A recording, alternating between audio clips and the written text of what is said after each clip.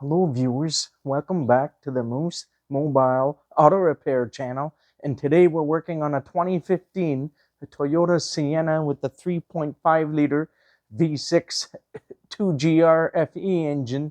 And today the customer's complaint is that the check engine light is on, and I scanned it for codes. It has a P0355 for ignition coil E primary control circuit open for cylinder 5, P0355, the last 5 signifying for cylinder 5 that there's an issue with the primary circuit on that cylinder.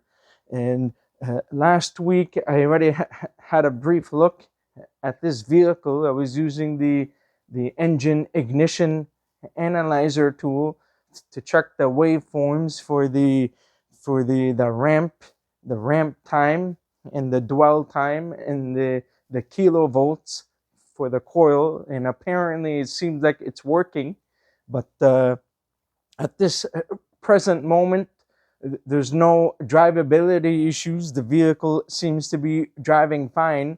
And I also checked the misfire counters in mode 6, and I was not able to see anything. All of the cylinders said 0. And so now today is the following week. I found another code for a P0302 for cylinder 2 misfire. So we have to have a look at that as well. Although that the vehicle, it drove perfectly fine today. So right now the cylinder 5 is in the back of the engine, which is bank 1. So you have 135 in the back, and then you have in the front bank 2, cylinders 2, 4, and 6. So we are going to check them now and see if we're able to find anything. I was trying to analyze the waveforms to check the dwell time and the ramp time and the kilovolts, and I was not exactly able to find anything because the issue was intermittent, and the van is driving fine. So we are going to take the engine cover out and get this out of the way. So over here you have cylinder 1 in the back. So you have 135, and bank 2, cylinders 2, 4, 6. It said there's a misfire for here on cylinder 2, and the ignition coil E primary circuit, cylinder 5 in the back. It's very hard to see it. So right now I'm just going to use the engine ignition analyzer tool, and then later we're going to check on the scan tool just to check some of the live data, short term and long term fuel trims and things like that. So this is the analyzer tool I'm going to be using. You have burn time and ramp time and all of this to analyze the waveforms. So I'm going to start the engine now. So for some of you guys who don't know on what the term dwell means, or dwell time, it's basically the period during which the ignition coil's primary winding is energized to build up the magnetic field. And so it only happens for a certain duration of time until it collapses to create a high voltage. And so that high voltage is sent down to the secondary circuit, to the spark plug, to create a high voltage for the spark plug. And so after the dwell time period, I think it's in like milliseconds or something, and then it collapses, and it induces a very high voltage to the secondary circuit, which is the secondary winding inside the ignition coil. And so it sends it to the spark plug to produce a high voltage spark. And if there's an issue with the primary circuit and the dwell time inside the coil, if the dwell time is too short, it won't produce enough voltage to create a spark. And if the dwell time is too long, it's going to overheat the coil and burn the coil and cause problems. So now I'm going to start the engine. We are going to have a look at the waveforms and the kilovolts. We're just having a look at the burn time now.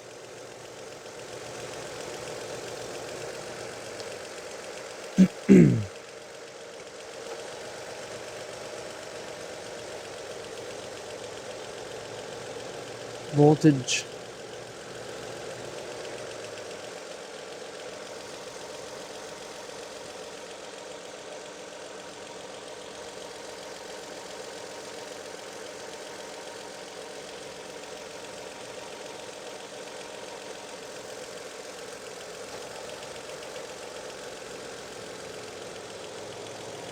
Ramp time.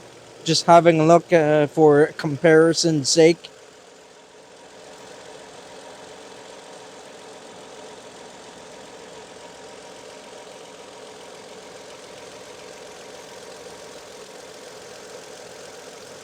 Have a look at the voltage now.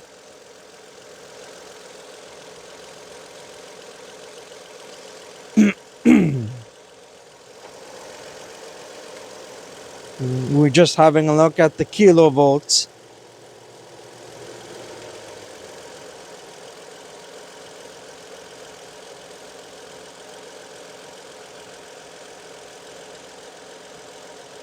This is a cylinder 4,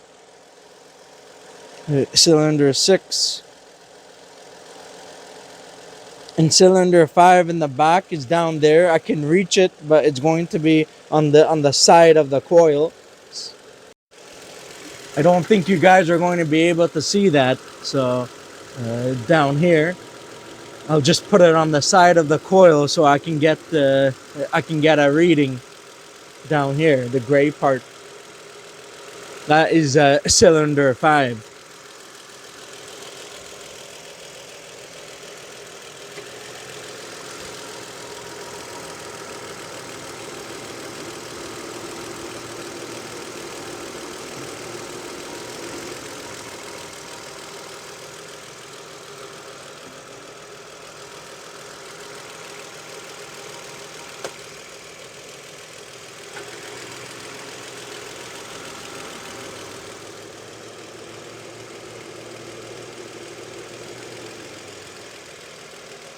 So I'm getting something on coil number 5, cylinder 5. You take it away. It's not reading anything. And when I touch it, it's reading something.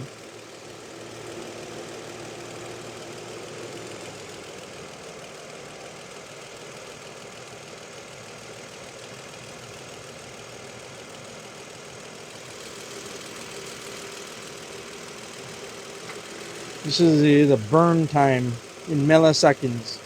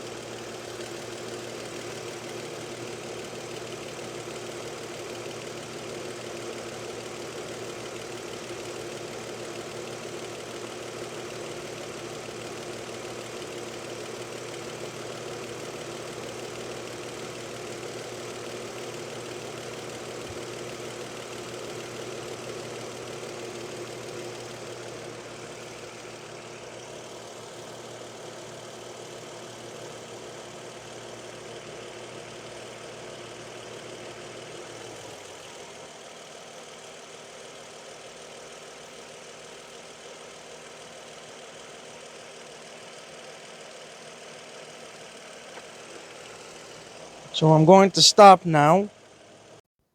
So at the moment, the check engine light is not on. there's a pending code for cylinder 2 misfire, and there is a P0355 for the ignition coil E primary circuit, but the code is not present at this time because last week I cleared the codes. And so at the moment, the vehicle is acting up intermittently. You cannot feel any misfires when you are driving down the road. So at this moment, I'm going to check scan data and just go from there. Just have a look at the scan data, and then we are going to be replacing all 6 spark plugs, and we are going to be replacing the 3 ignition coils in the back. Now on these particular Toyota vehicles, all 6 of these ignition coils in the wiring diagram in the circuit, they all run in series. So if there's a major issue with one of the coils, it can bring down the entire circuit down and cause the vehicle to have a no start, to have a crank no start condition, if that's the case. But at this particular moment, the problem is not severe enough to cause that. But if one of the if one of the coils completely fails or shuts down, or there's something wrong, like major with the primary circuit, it's possible to pull down the entire circuit down and cause a no start in some circumstances, because I have seen that before on these Toyota vehicles. Now, in 99% of cases, it's just the ignition coil inside the windings, the primary circuit windings inside. They tend to fail, and sometimes the vehicle can drive perfectly fine, because at this particular moment there's no drivability issues, and it's driving perfectly fine. But the coil has failed inside, but it's not bad enough for it to cause a severe or a dead misfire at this particular moment. So in this case, usually it's the coil that's bad. You can test them, but I'm just going to go ahead and replace these coils because I already know, and that's the issue. The other issue is you could have a wiring problem, a bad wiring going from the ignition coil and where it connects to the computer, so you can check the resistance readings between the one wire to the other wire, depending on which pin is going to on the computer side. So you will have to check one end of the wire to the other end of the wire. But I know that this is not the problem, because if it was the issue, the misfire would be happening every single time, and the check engine light would be on steady or flashing. So right now, for the sake of time, I'm just using the Blue Driver Bluetooth app. I'm going to read codes, check engine light. Earlier it said there is a pending for P0352, that there's a misfire. Go back, live data. Just going to quickly have a look at the data for now. Short term, long term. This all seems to be normal right now.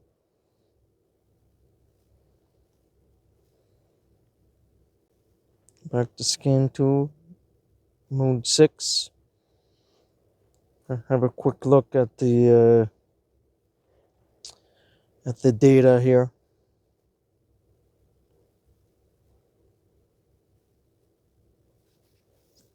To misfire counters.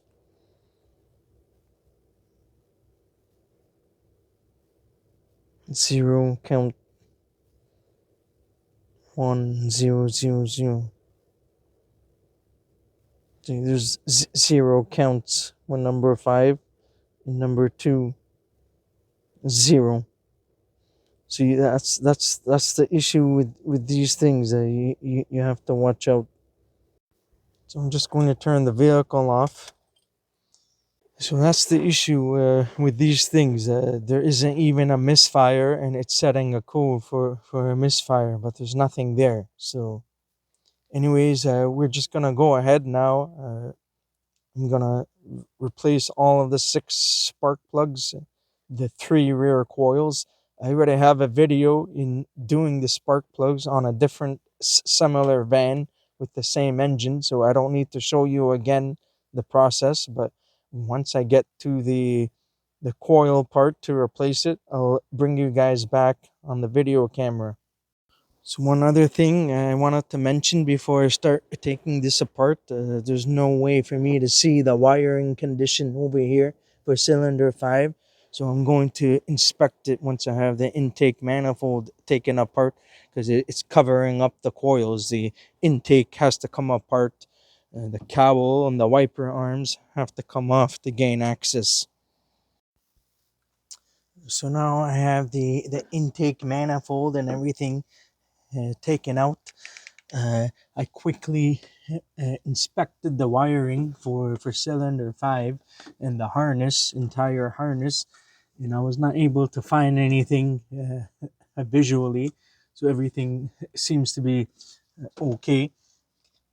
I still need to check the spark plugs and take them out and replace them. Uh, for those of you guys who are having a hard time, if you're trying to take the manifold out, there's a 12 millimeter bolt on the one end that connects to the valve cover. You can either take this one out or this one out, but I find it easier to remove this one. So it's connected to the end of the valve cover there, the threaded portion. So it's a little bit tricky to get those ones out. And so on what I did, I used a small extension, a 1/4 inch drive, and a shallow, short 12 millimeter socket. I placed it on top of the bolt over here, just behind this portion here, behind the AC line. So I have to put it somehow like this behind here, and then I insert the ratchet, and then I try to loosen it up. Then it can be tricky sometimes, so you have to be patient, so you're able to get the correct position in order to get it out. So it's this is usually the hardest part of the job, is to get the bracket out, and then usually I just leave this portion alone, and after I do the, the reinstall, I just put everything back. So I have 3 of these ignition coils. They are the original Denso Toyota coils. uh, I sourced them from somewhere else. I didn't buy it directly from the dealership, but it's from a reputable source, from which I know. So make sure you use the original coils. You don't want to use aftermarket coils, because I've often had problems with most aftermarket coils. So because you only want to do this job once, and so you don't want the coils to fail again. Otherwise, you'll have to take the manifold and everything out to replace them. So make sure you're using the original coils. And I'm going to be using the NGK ruthenium HX spark plugs for this vehicle. So this coil, it comes in packaging that's like this. So make sure everything is the same, and it has the part number as well.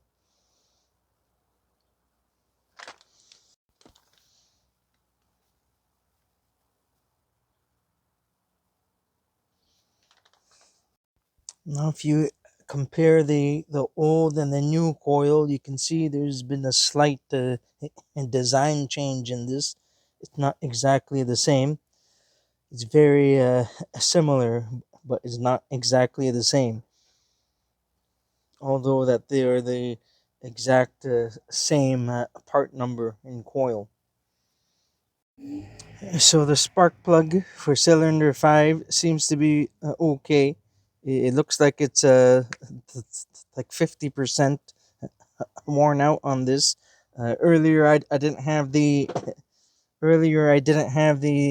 the microphone on, so I have to reshoot the video.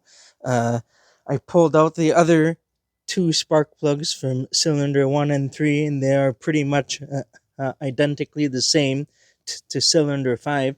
Uh, this is a primary circuit issue. It's not a secondary issue here. So the ignition coils are most likely bad on this, and I just know this. Uh, uh, because usually on Toyota vehicles, that's what the most common issue is. I'm not going to waste any more time trying to check the wiring from into the computer to the ignition coil circuit, the connector. I already had a visual inspection and they seem to be okay. This vehicle about 366,000 kilometers. When I saw it, it was 365,000. I replaced the spark plugs earlier at 250,000 kilometers. And I used the same NGK ruthenium spark plugs that I'm going to be replacing it with. So I'm going to be using the same ones. Um, For the spark plug, the gap is roughly at 42 or 43 thousandths of an inch, which is roughly close or just on spec for the new spark plugs. So if we take the spark plug gap checker, run it down to 42, 43 thousandths of an inch. It's as much as it goes here. So they still seem to be okay. It's just a little bit worn out, but not too much. But because I'm already replacing the coils, we are going to be replacing the spark plugs. And then later we are going to be doing the front coils. Later on, there's a misfire in cylinder 2 over here. So for now, I'm going to swap one of the good coils and put them here for the time being until I can get the new coils for the customer. So anyhow, I'm just going to finish off this job. Once again, I already have a video on this, on replacing the spark plugs. So you can watch that if you want to know how to replace them. This video is somewhat supposed to be a shorter version of the video, just showing you what issues that I'm having on this van, and just showing you on what I'm doing. So usually 99% of the time a new coil is going to fix uh, this issue. If not, it's possible that you can have a wiring problem.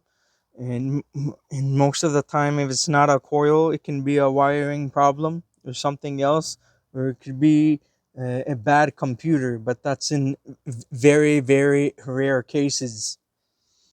On Toyota vehicles, most of the time it's just a bad coil because the primary windings have failed internally inside. So the computer is sensitive enough to pick that up and to trip the check engine light and store a trouble code, even though if you may or may not have drivability problems.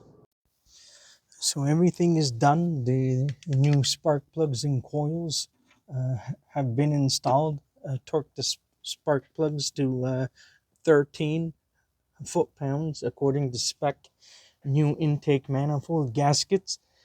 Clean the surface. And now I'm just ready to do the install now. One thing I noticed about these intake manifold gaskets, it doesn't have the piece that extends over here like the old ones do. I'm using the Felpro to plenum gaskets, intake gaskets. The old ones, they had the these things on the ends. Usually it's supposed to have those. So I'm not sure if they changed the design on this or not, but either or, it seems like they are relatively similar or close. So the manifold is back in, and the first thing you want to do is to make sure that you install the 12 millimeter bolt where the valve cover is. You want to do that first before you install the bolts for the intake manifold. So you want to do the one in the back over there, and the one just behind the throttle body, and then you can install the bolts here. For the bracket, the stay bracket is what they call it. You can just use a regular 12 millimeter deep socket and just get behind here. And so I swapped the ignition coil 2 for number 3, one of the good ones that was in the back. So I'm going to temporarily to swap it, put it here, see if the cylinder 2 misfire comes back or not. So now everything goes is all done. Uh, I uh, I left open the caps for the wipers in case if I need to readjust it. So everything is all done now. So I'm going to clear the codes, and then we are going to attempt to start the van. It's probably going to run a little bit rough, and there may be a little bit of an extended crank because I cleaned the intake and throttle body with a little bit of the throttle body cleaner. So it's going to take a while for the engine to get the cleaner through and until the vehicle is going to start. So ignition on, engine off. I'm just going to clear the codes for a moment. There may be a misfire upon startup because of the cleaner, so I may need to clear the codes again after that. So we are going to go to read codes.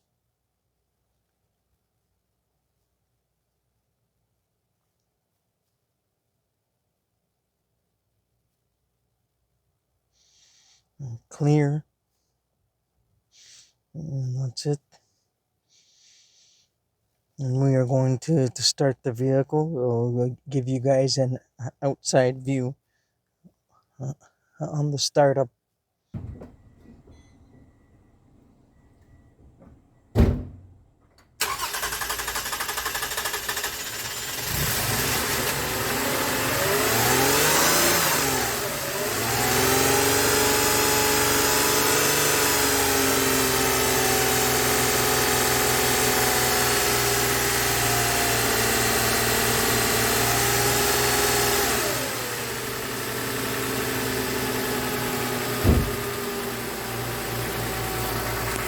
Bunch of smoke everywhere. Quite a bit of smoke. There was a lot of smoke because the throttle body cleaner upon startup.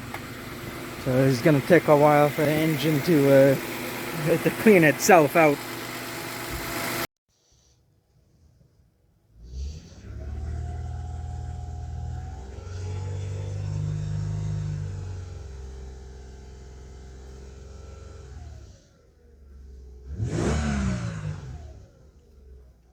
Usually I don't like to rev the engine too much, especially when the engine is cold. So it hasn't warmed up yet, but just trying to get the engine to stay running. We're scanned for codes again. Said P0300 random multiple cylinder misfire detected. So just going to clear that. You will get some false codes after the intake gaskets and spark plug change because of the throttle body cleaner and stuff.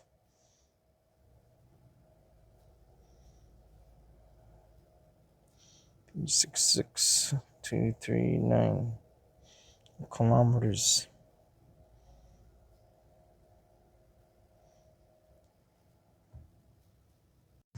So we'll keep this engine running. Then after, I'm gonna go for a road test just to make sure everything is okay. And then I think that's going to be it. We'll double check with the customer later in the week just to make sure that the misfire codes have gone away, because it's an intermittent problem, and the van was driving fine, but the customer still wanted to fix the issues, and so here we are. And so I'm just going to double check with the customer after I do the road test. I'll check with the customer the following week and just go from there. So far, the vehicle is idling fine. There's no uh, shaking or anything. I don't feel any hesitation in the steering wheel. Everything seems to be okay. So that's going to be it for this one. I'm just going to finish up on what I'm doing and put the engine cover and stuff away, and then that's going to be it. We are going to be replacing the front coils later in the week. That's it for today. If you enjoyed this video and found it helpful, please don't forget to give it a like, and please consider subscribing to my channel if you're not already a subscriber, and I'll see you guys in the next one. Have a good day and take care. So in this clip, I'm just going to give you a brief overview, hopefully, on what to do in case if replacing the ignition coils does not fix this problem. Then you need to go deep into the diagnostics to troubleshoot the circuit, or to troubleshoot the system. And so over here in service information says on vehicle inspection. So it just tells you the steps on what to do, like to check for spark and stuff, perform a spark test. So you'll need to go through all of this if possible. Sometimes it may not be possible to like how it says, remove 6 ignition coils, 6 spark plugs. You have to take everything apart to get to it, particularly in the back of the engine where it's not readily accessible. So but some of the things that you can check after checking for spark and stuff, you can do a voltage check of the connectors on each of the cylinders. It says here be positive in pin 1 and ground for pin 2.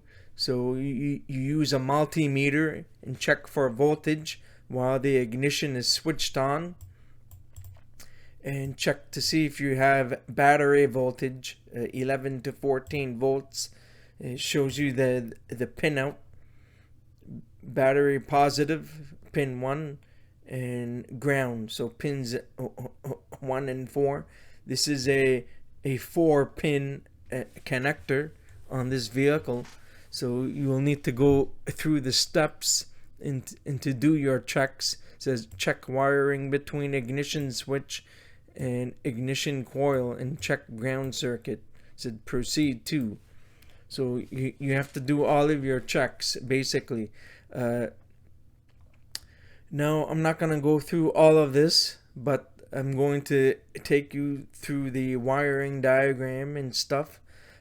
One thing I wanted to note is that there's a couple of ways that you can do this, and usually I like to check the wiring between the ignition coil circuit and the computer to make sure that the wiring is good.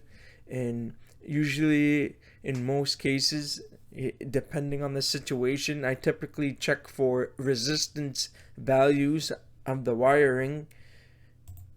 And so I'm going to take you to that in just a moment.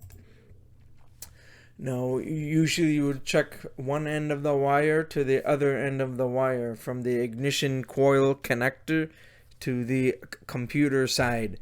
And usually I check for resistance in most cases. So it's it's not a bad idea to disconnect the negative terminal of the battery first before you disconnect the connector of the computer, the ECM or PCM, so you can avoid voltage spikes, and so that you won't have problems. So you can disconnect the negative battery, the negative terminal of the battery, remove the connector for the computer, and you can do resistance checks between each of the pins. So let's say, just very briefly, you can see here is the battery, and FL main, looks like this is a resistor or something. FL main AM2. There are fuses in the fuse box for the ignition system, IG2, AM2. So there are fuses for this. I believe this is the without smart key system. There's two variations, with smart key and without smart key. This one does not have the smart key. So just very briefly, I'm not going to go through it all, but you can see the ignition coils here. 1, 2, 3, 4, 5, 6. See, number 1, number 2, all the way to 6. So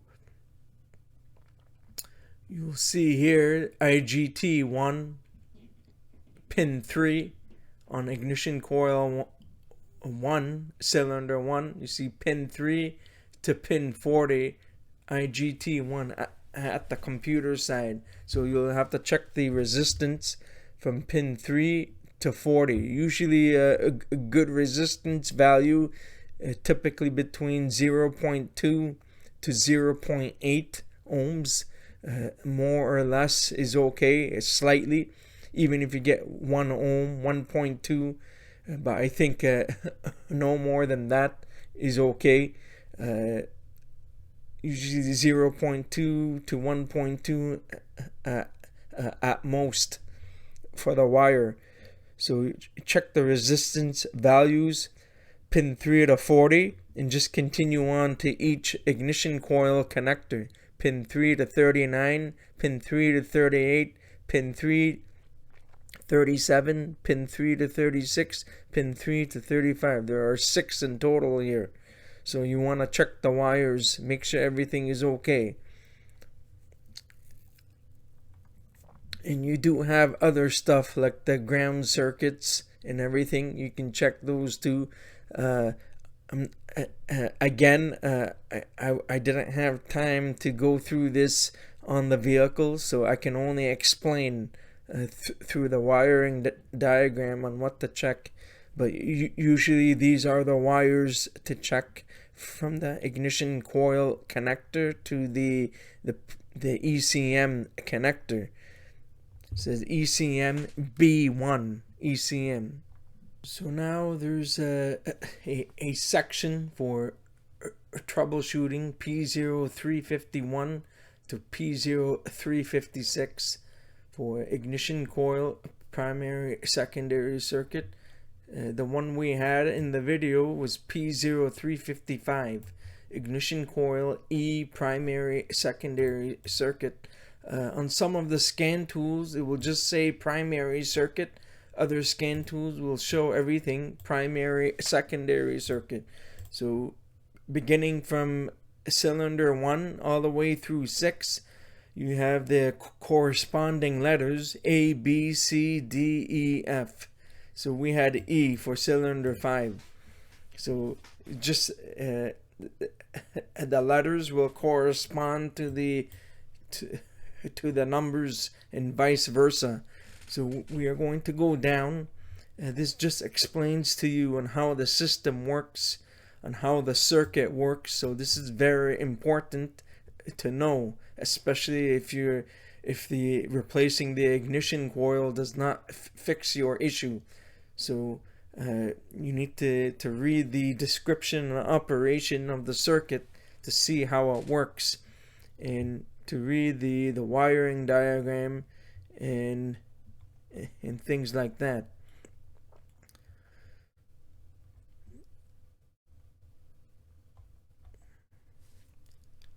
So there are other sensors that are involved uh, regarding with the ignition coils, crankshaft position sensor, the variable valve timing sensor, and other engine sensors that are uh,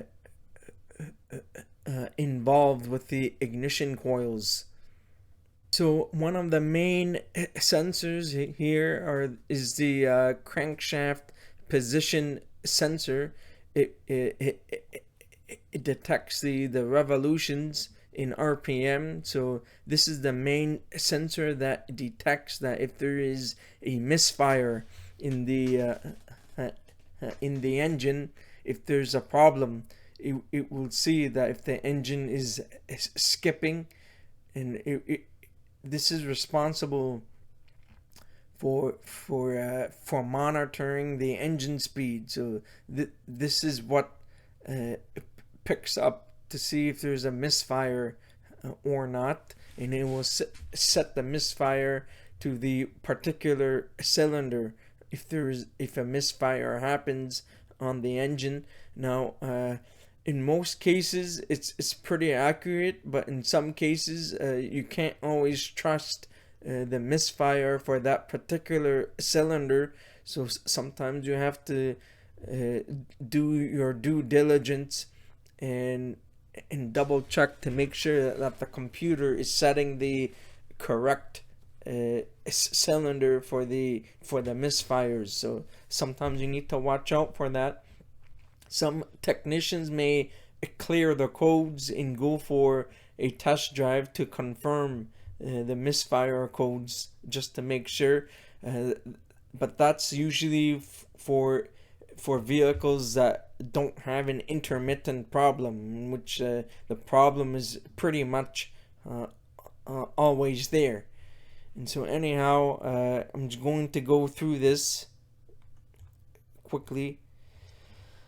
I'm just trying to go through on where the wiring diagram is. There are specifications and things like that.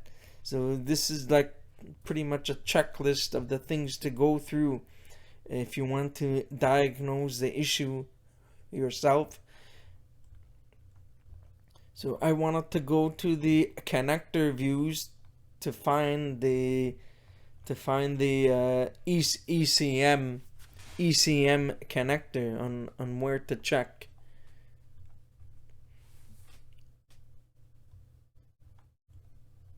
So here we are with the pinout views. This is what I wanted to show you. You have this is the ECM connector. So you have B1.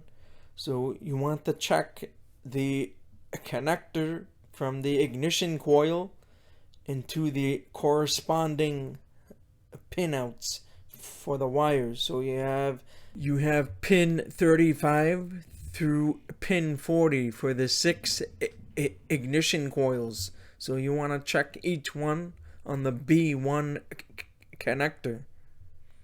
So you have to check each individual one between the ignition coil connector to the appropriate pins, and to check for resistance values to make sure that the wires are okay. Alternatively, you can also check for voltage, but it's probably best to disconnect the negative terminal of the battery first, disconnect the ECM connector, reconnect the battery, and then with the ignition on, you can check for voltage between the ignition coil connector and the appropriate pins to check for voltage, and that way there is a load on the circuit, and so it's more accurate to check it this way because there's a load on the circuit. So if there's any issues with voltage drops, or if there's any problems with resistance that's disturbing the circuit, you will be able to see that either with the multimeter and or using an incandescent test light. And so that's that. those are the pretty much the main checks to check.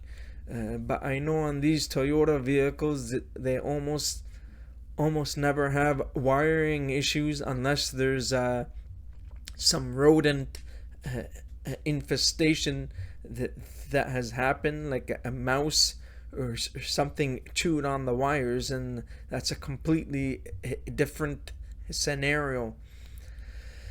So just going through here, it just tells you the specifications on what to expect for the voltages for each of the pins. And again, this is just an extremely brief overview on what I'm trying to explain here. This is not a step-by-step thing in which I'm showing. So I'm just going through everything here, just telling you, showing you the waveforms and things like that for the signals. But I'm not going to go through all of this. I think that's pretty much it for this one. That's going to be it for this video.